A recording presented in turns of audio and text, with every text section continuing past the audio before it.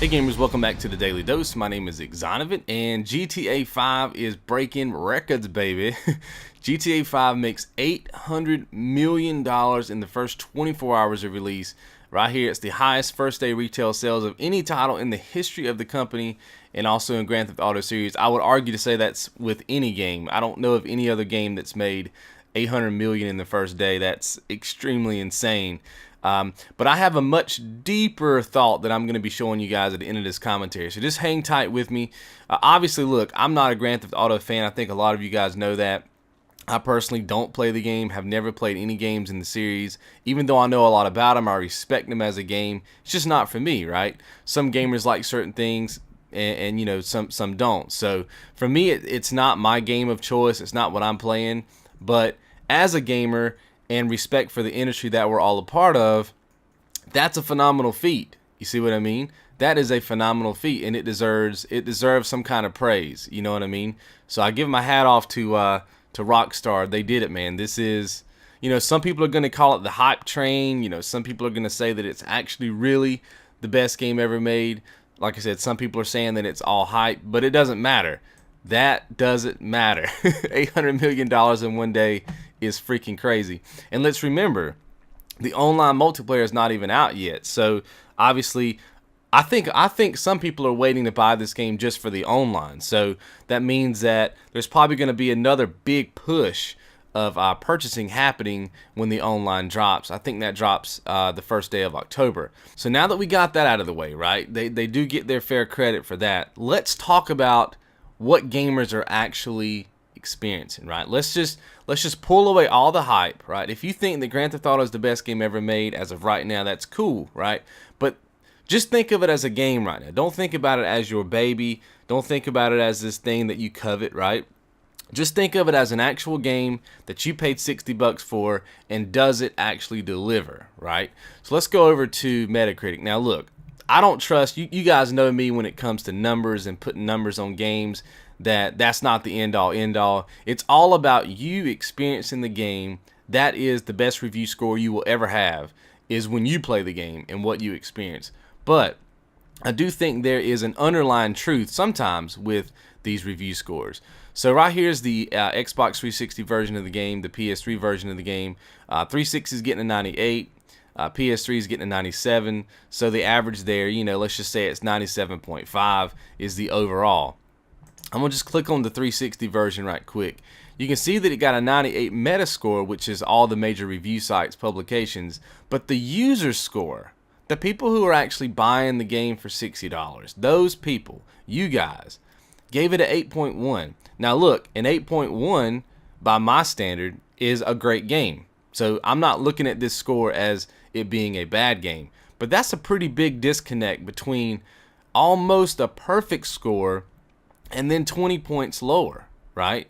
You know, let's just say this was 100, this was a 80. That's a huge gap between what the reviewers are saying the game is versus the people who are actually spending the $60 to buy the game. So that's my question, is this game made $800 million in the first day. Everybody's buying it. But whether you buy it or not doesn't say much. It's whether you enjoy the game or not. Now we have some user scores down here that gave it 10s as well. But then we have some user scores that gave it a 0. Now, do I think that it's really a 0? Probably not. This particular person may just be trolling, or, you know, just maybe like me, you know, he may not really like Grand Theft Auto, so he just goes to this extreme. I would never give any game a 0. The fact that you can make a game, to me, is at least a point. You know what I mean? Or a point 0.5 or something like that. But we do have some 7s. We do have some 5s. Some 8s, things like that. Another 8. Now we do have another 0 right there, so I don't know. Maybe it is a 0. But my point is what would you judge it as? Is it this perfect package? Are you happy with your $60 purchase? There's also some other articles on IGN that I was just looking at that are saying that it's very buggy, that some of the vehicles don't have textures on it. There's popping, there's screen tearing. I've heard frame rates, I've heard it all. So it sounds like that they, you know, and I don't know if a lot of you guys know this, but Grand Theft Auto had a $265 million budget. $265 million budget. So my thought process is, and I know that no game is bug free, but if you're going to put $265 million into a project, it better be the least buggy game ever made. You see what I mean? Because you had a ton of people working on it. But obviously with a game like Grand Theft Auto, because it's so huge, things fall through the cracks. But I've heard of people getting their stats reset. I've heard of the social club app or thing that you get in the game, the little social club thing, not working, resetting people's stats. I mean, are these really something that you want to see on day one for the game that you think may or may not be the best game of all time? And then the users are basically saying that it's only an 8 versus the 100 that it's getting. And like I said, these numbers are irrelevant. If you think the game is a 10, then the 8.1 doesn't matter. You see what I mean? And the 98 doesn't matter, because for you, the game is a 10. So I kind of want the comment section below, if you're playing this game, to kind of be this. You know what I mean? To kind of be our little SOG Metacritic score. I'm not telling you to put a number on it, because like I said, numbers to me are kind of irrelevant. They are a guide, but they're not the end-all, end-all. But leave a comment. If you're experiencing bugs in your game, glitches in your game, problems with your game, things of that nature, put it in a comment below.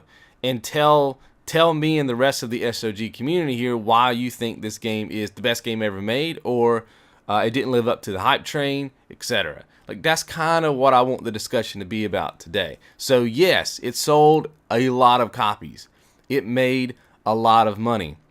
But I can think of a lot of things in this world, right? You can look at infomercials on TV, you know, those shady infomercials, like people are selling like Snuggies and all kind of weird stuff. They make millions and millions of dollars too. You see what I mean? They make a lot of money too. Just because something sells well does not mean it's the best thing ever.